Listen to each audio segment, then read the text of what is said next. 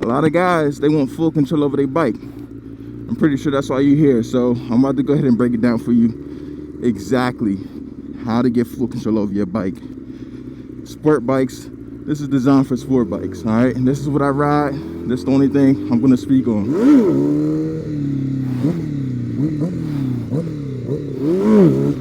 So, that being said, there's about 3 things that you need, all right? Well, first of all, let's talk about, you know, who this is for. This is for the rider that's struggling to get full control over their bike. You know, they feel comfortable going in a straight line, going around turns, right? The normal stuff. Everyone can do that stuff. But it's when the bike comes up, then things get a little shaky. You know, especially when the bike gets close to the balance point, things get real shaky. Guys might be chasing wheelies. You know what I'm saying? They might have, you know, different things going on, but bottom line, they don't have full control when that front wheel comes up. All right, they might have fear of looping their bikes, right? No one wants to crash their bike. No one wants to get hurt. And maybe they just don't know what to do. They've been to YouTube, right? They went through all the YouTube videos in the world, still confused because the YouTube videos, they came to find out that it was all surface level information. You know what I mean? And they only got but so far with it.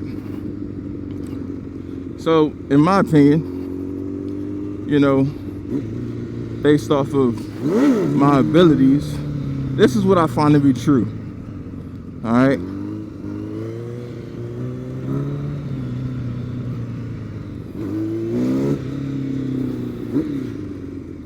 People love wheelies for one. People love it. You will get respected.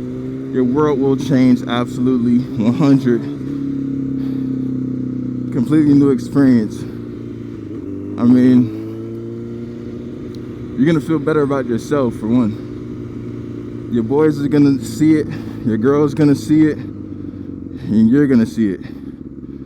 Everything's gonna change when you hop on this bike. Even when you get off the bike, you just walk around with a different aura, a different confidence. You're like, yo, I actually got full control over my bike. A lot of guys say they got full control, but they're lying to themselves. Because when that bike comes up, they lost. So, I say about 3 things you need. You need to know what you're doing, right? Obviously. Because if you don't know what you're doing, you're going to crash. Right? There's a lot of things that you can do.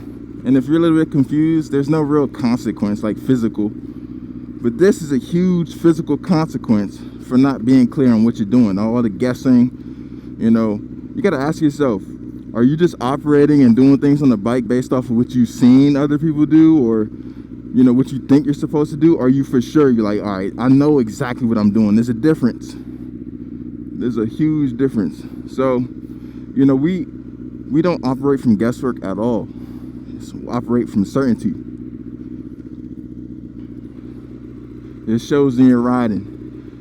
Now, if I stop talking, it's because I'm paying attention. I'm actually out here doing the work.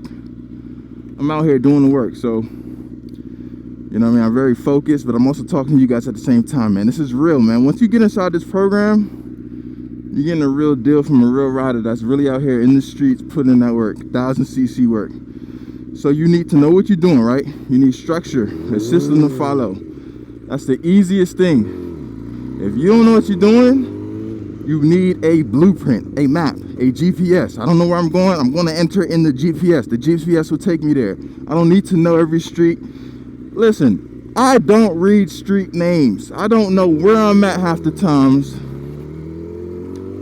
I just follow the GPS, bro. So you need a map. You need a GPS, a blueprint, a step-by-step layout of exactly what to do, how to do it, and what to expect when you're doing it.